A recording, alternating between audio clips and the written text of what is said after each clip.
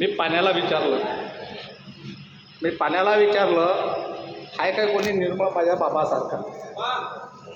मी पाण्याला विचारलं हाय काय कोणी निर्मळ माझ्या बाबासारखा. पाणी उतरलं नाही. बाबासारखे बाबाच मिळाले. मी समुद्राला विचारलं हाय काय खोली माझ्या बाबा एवढी. समुद्र म्हणाला नाही, बाबासारखी बाबाचीच खोली.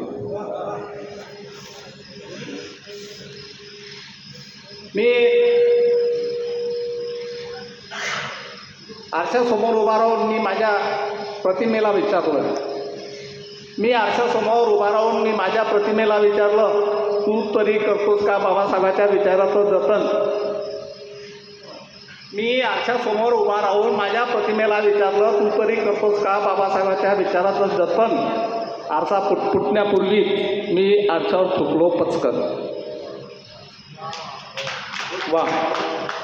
यानंतर कविमित्र निवेदक चाफेश्वर गांगवे यांना विनंती करतो त्यांनी एक रचना सादर करावी. यानंतर आपल्याला केवळ 2 कविता ऐकून त्या कवी संमेलनाचा